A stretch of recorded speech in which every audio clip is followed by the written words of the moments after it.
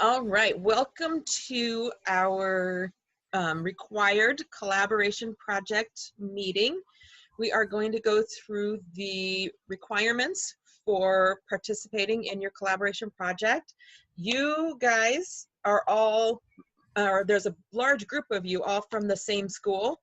I think, or if not everybody is from the same school. I don't remember for sure.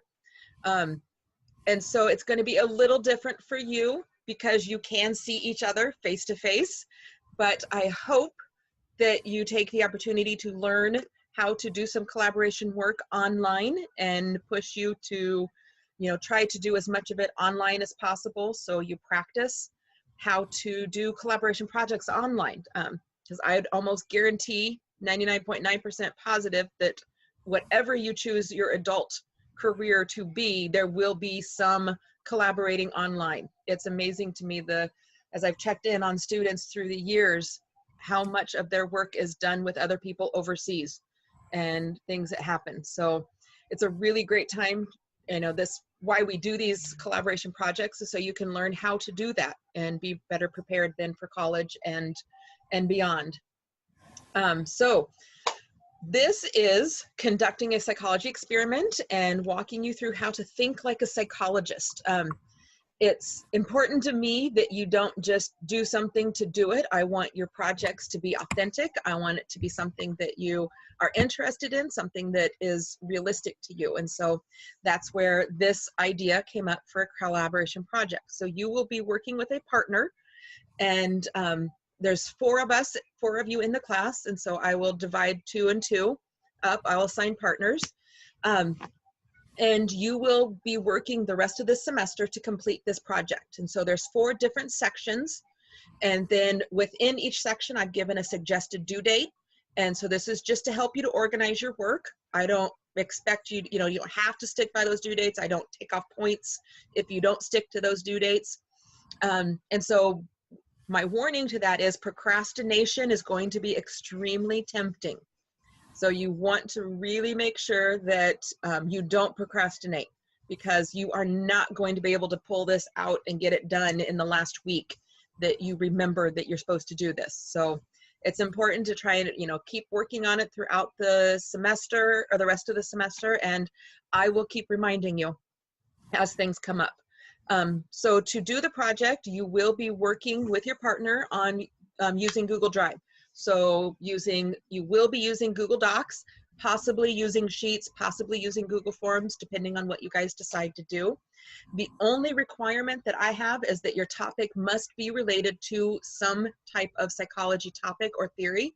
And as you all know from what you learned in Module 1, almost everything is related to a psychology topic or theory. So it shouldn't be difficult to come up with a topic, but if you need help, please talk to me and I'm happy to work you through it. So each of the sections, this whole project is going to teach you about conducting an experiment. So you're going to learn about how to conduct an experiment. You're going to then prepare the experiment. You're going to conduct your own experiment, and then you're going to analyze what you learned from that experiment.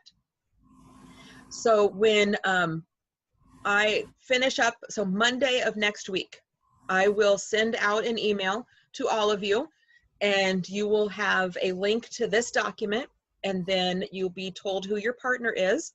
And one of the partners will have the directions to make a copy of this document and then share it with the other partner.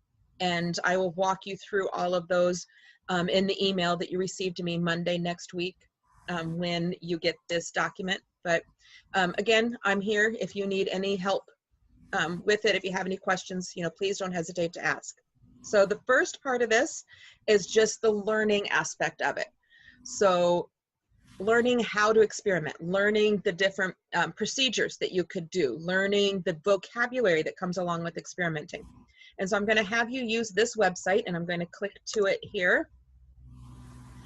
So this is a Discovering Psychology website, and it walks you through the whole research method, and it gives you different vocab words. So make sure you click on the vocab words there to learn each of the aspects. And we're running a little slow here, so here we go. So then it has checking for theories. Again, there's vocab words there. So you just want to make sure you read through the whole thing and keep going to each section. And you'll go through this. You can do it together. Since you guys, especially since you're in the same class, you know, same school, you can sit and go through it together, or you can do it on your own, depending on how your group wishes to participate in it. Once you have read through the methods, then you're going to define. I just want to know vocabulary definitions. And so you're going to work with your partner and you're going to write a definition in your own words. So don't just copy and paste from the website. I want to know it in your words. So you're going to define what is a question. When it comes, we know what a question is, but in terms of experimenting, what is a question? And in terms of experimenting, what are procedures? You know, and same thing with samples and variables, methodology, collection, analysis, and ethics. So you're only going to do this first column. You're only going to do the notes part right now. You're going to come back later and fill out the experiment side, but right now you're only going to do the notes part. So once you finish that, there's just a couple other things to learn about experimenting. One of the big things to learn about experimenting is ethics. And so you'll get into a little bit of ethics on that website, but also here is a general rules and ethics before conducting experiment. And so what each of you individually will do is read through this. So it's very, very important, because when we are working with in the psychology, we are working with human beings. We are working with people that have feelings and emotions, and they could easily be hurt or damaged by what we do. You know, and granted, you guys aren't going to be doing anything, you know, major extensive, but it's important to understand that, you know, you will protect their privacy. You don't want to make them look foolish. You don't want to, you know, you want to keep them safe. And so you're going to type your name there as your digital signature, and then you're just going to share that with me with through my email address. And I put my email address up there. So that's how you will turn that into me. And like I said, each one of you will be doing that individually. So then the next aspect is anybody that, something to think about too. So I did this when I taught face-to-face classrooms in psychology. I did this project as well. And I had a student, without even thinking, totally shared very, very private information about a classmate to the rest of her psychology class. And it was just heartbreaking, because it was something very private that she had promised not to share, and and she did share. And there were lots of negative ramifications that came out from that. You know, and it was something simple as she was doing an experiment on shopping. And in their conversation, in the interview about shopping, this person had, you know, shared some, you know, secret information. And, you know, so she had this, you know, my student had to apologize to the parents, had to apologize to the student. You know, there was a lot of things. So it's just very, very important to remember that we are working with humans and we want to keep them safe. So anybody that participates in your experiment will also need to agree to participate. And so this is what's called an informed consent form. And so anybody that does any psychology experiment anywhere, everybody that participates has to do one of these informed consent forms. So this is just a generic form that explains to them what their rights are, explains to them what they're doing. So anybody that participates in your experiment, you will need to have them fill out one of these and sign it, and just show that they know their rights and they understand their rights. The only last thing, those are the required things. Those are the things that you need to complete. And again, the recommendation is to have all that done by October 13th. So it gives you a week to go through everything. Obviously, you don't know who's going to be doing your experiment yet. You don't even know what you're experimenting. So that informed consent form is just for you to save, to plan for. I also provide, as you go to prepare for your experiment, this is an optional document. You don't have to use it. It's just there to help you organize your thoughts. And you don't even have to share it with me. So it's just there for you. If you want to share it with me, if you want my feedback on it, it's just to help you plan out your experiment. And if you fill this out, it'll make your analysis, the written portion at the end of your experiment much easier. So if you're a person that does like to plan, this is really helpful. But it's, again, it's not required. You don't have to turn it into me if you don't want. So any questions about that first section? All right. Okay, so the next section is the prepare section. I've recommended that this be completed by November 3rd.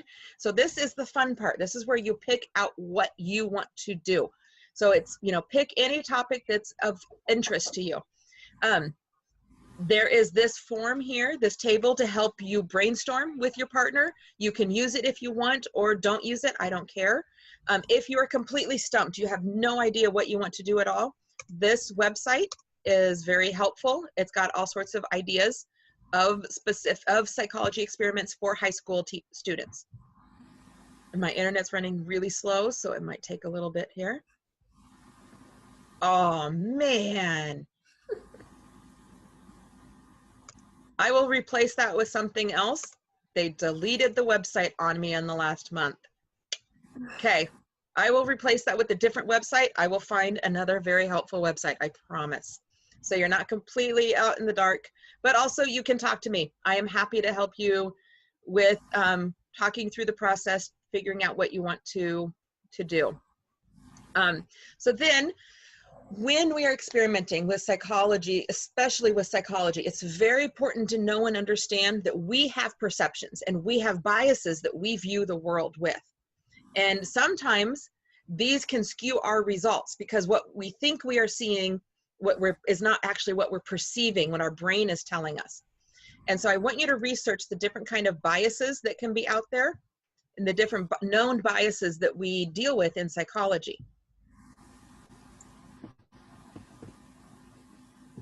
So the first of these is this idea of common sense. So when we talk about common sense, is that something that truly exists? Is it something, or is it something that we learn? So define what common sense is and really analyze that idea of common sense. Same thing with intuition. You know, there are a lot of people that say, well, you know, I just know it. I get that gut feeling in my stomach, you know, I just knew that that was going to be that way. So, you know, really define intuition and analyze intuition. Where does it come from? Why do we have that gut feeling? The next one is what's called the hindsight bias. And so that's the, I knew it all along.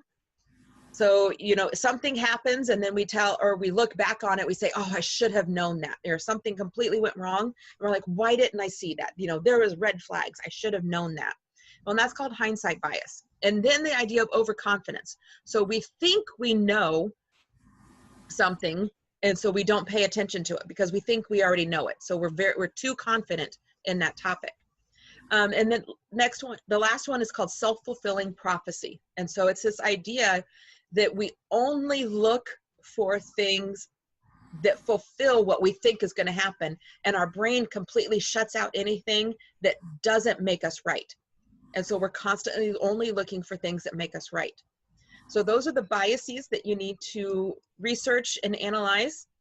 And then I just want a explanation of what you believe is ethical.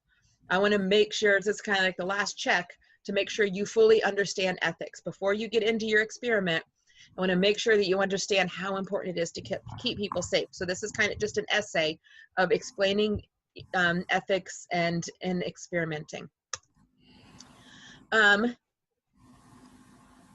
So then every psychologist, as they're planning an experiment and they're learning about their topic. So you've chosen your topic, you know what you want to study about.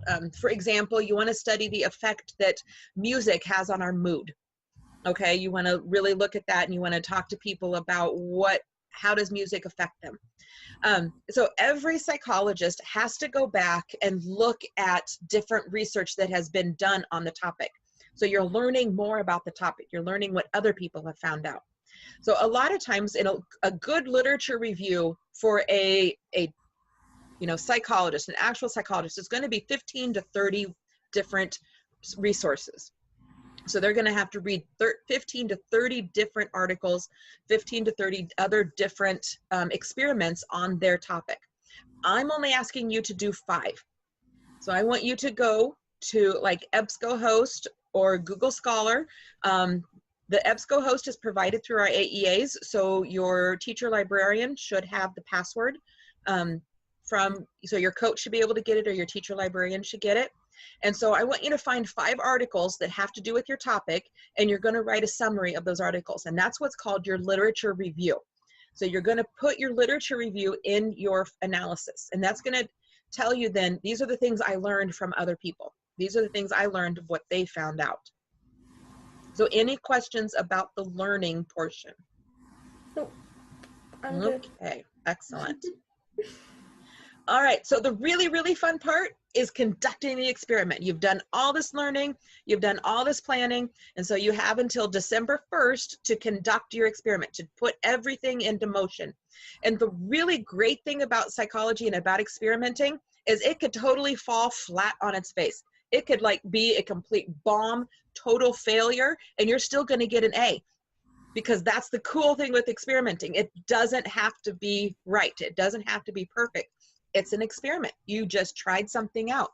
And so in your analysis, in your write-up of your experiment, you could say, yep, it failed. And these are all the reasons why it failed. And these are all the things I should have done differently. And you still got an awesome project. You still have a perfect paper. So when you are doing this, you know, again, you're going to prepare, you're going to plan. So hopefully it doesn't fail. But just to reassure you that if it does completely fail, it's all good. It does not affect your grade whatsoever. But something to think about is the idea of statistical significance. So again, using the music, you know, music affecting your mood idea. If you only talk to 5 people, is that going to give you a really clear understanding of how music affects somebody's mood? No. No, not at all, right? You're going to want to really get in and talk to, you know, you're at a smaller school, so, you know, 15 maybe would give you a good idea or good understanding. However, if you are doing something on studying child development, and you pick one child that you want to analyze, you want to observe and see if they've met all of their milestones, that one person is statistically significant because you're studying that one person.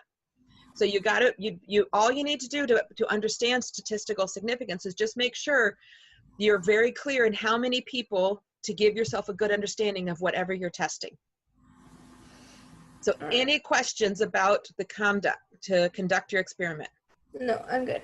Okay, so the only thing, just to make sure, when you fully go in and write up your experiment, again, with ethics, you're going to want to use pseudonyms or, you know, fake initials or something like that. You never refer to the actual people. It's very, very important that everything is anonymous. Okay, so the piece where the biggest part of your grade comes from is you're writing an essay. So you are going to write an essay analyzing your results, and you're going to tell me all about the experiment. And so what you're doing is called an APA style writing. So it's the American Psychological Association. They require every experiment that is done has to be written in this format, in this way.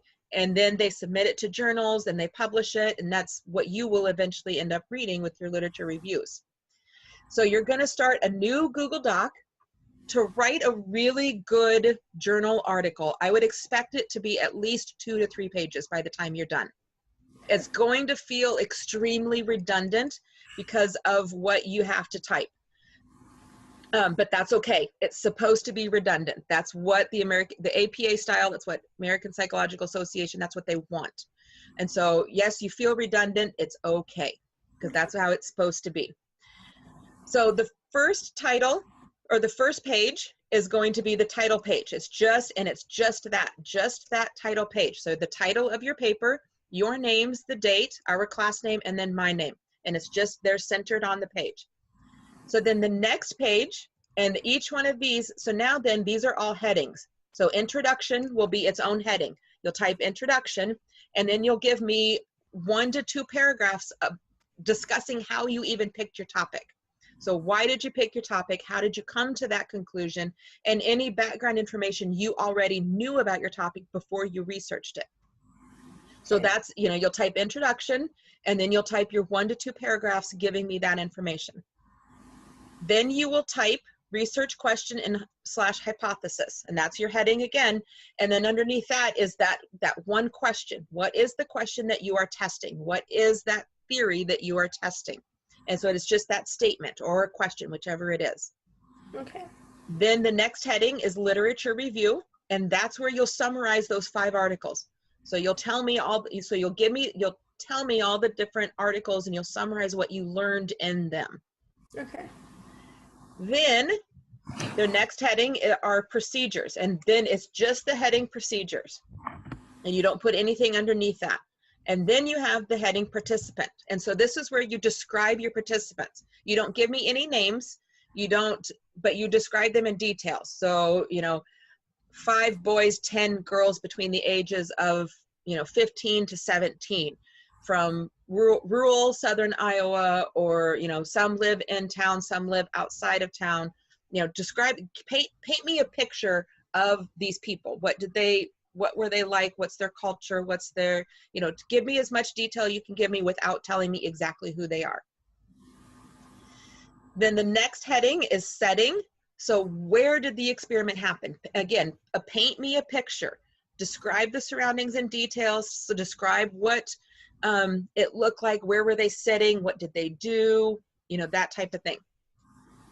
And then the next heading is your plan. So you'll type plan, and then you'll tell me the plan for the experiment from beginning to end. Tell me everything you planned on doing. And then the next heading is data collection. So you'll type data collection, and then you'll tell me, how did you collect the data? So this could be a form. And if you had a form, it could be a picture of the form that you could put in there. We sent out a form asking them these 5 questions. Here's a sample of that form. And again, it doesn't have to be tons and tons of words and tons of paragraphs. Just tell me what you did.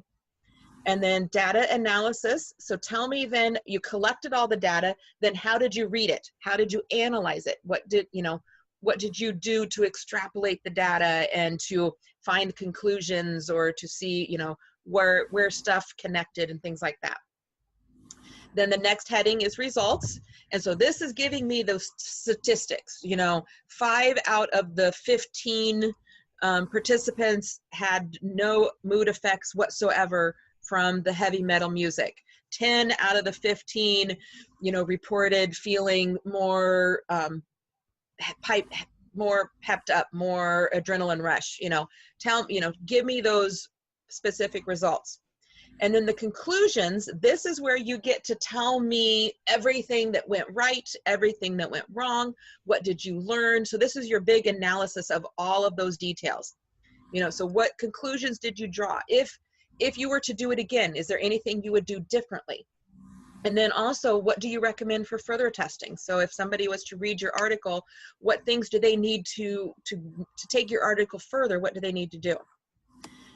And then the last heading is references. So those 5 sources that you collected, you'll cite them here in under references, and then here are the how you cite them. So if it's a book, the title, author, publisher, place, and copyright. Most of you are going to have articles, so it'll be the title of the article with authors, the edition, publication, and then, or if it's a website, link, title, authors, webmaster, organization, copyright, and dates assessed. So once that's all written, I would like this to be done fully, your rough draft completed by December 8th. So that gives me time to read it over and get it back to you. Okay. So then by December 14th, your final drafts will be done. Alrighty. Okay? Yeah. Any questions? I think I'm good for now. Okay.